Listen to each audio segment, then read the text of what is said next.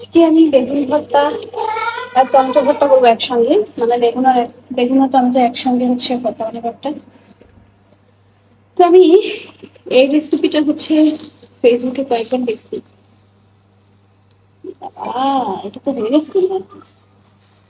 এটার মধ্যে একটু সরিষার তেল মাখিয়ে তারপর আমি এটা এভাবে চুলার উপরে দিয়ে দিয়েছি, আস্তে আস্তে উল্টে পাল্টে দিতেছি। তারপরে বাপ, আর এইখানে হচ্ছে আমি পেঁয়াজ কেটে নিচ্ছি। এটা দিয়ে আমি মরিচ ভর্তা বানাবো, যেটা দিয়ে আমি ভর্তায় মাখাবো।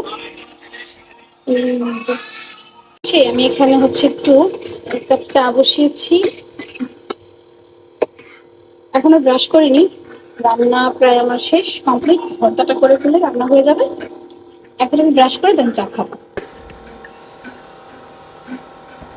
এটা চিলি ফ্লেক্স করা ছিল আমার, আমি সবসময় হচ্ছে এভাবে চিলি ফ্লেক্স করা থাকে, সেটা দিয়ে নিলাম। এরপর আমার ময়না পাখির জন্য একটা সুজি নিলাম।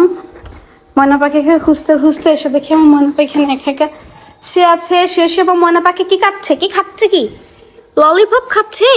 ও মাই গড, তাহলে এটা কে খাবে? পাখি, এটা কে খাবে মাম্মা? এটা খাও একটু। থ্যাংক ইউ আমার ময়না পাখি। আমার ময়না পাখি ললিপপটা রেখে দিছে, এটা মামাম রেখে দিই। হ্যাঁ, সুজি খাওয়ার পর তুমি এটা খাবে। ওকে, বাই বাই টিয়া পাখি। এদিকে পানিটা গরম হয়ে গেছে, ওটা খেয়ে নিব, তারপরে ব্রাশ করব।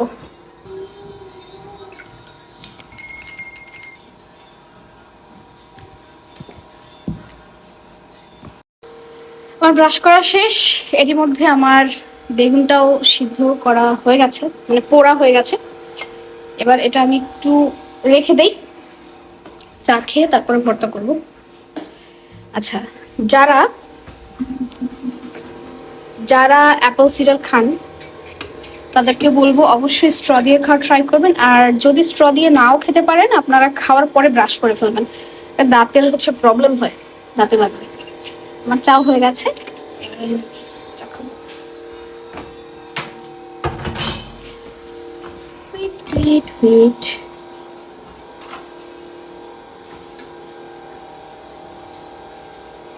ভিজিয়ে রাখি।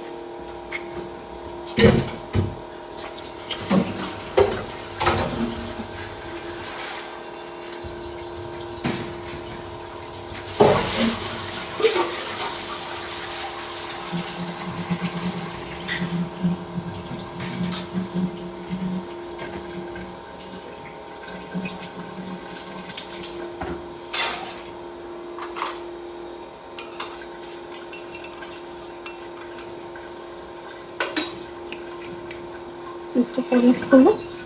কি মাম্মা? ওফ, তোমার যন্ত্রণায় নাম্বার শেষ করে দিয়েছো।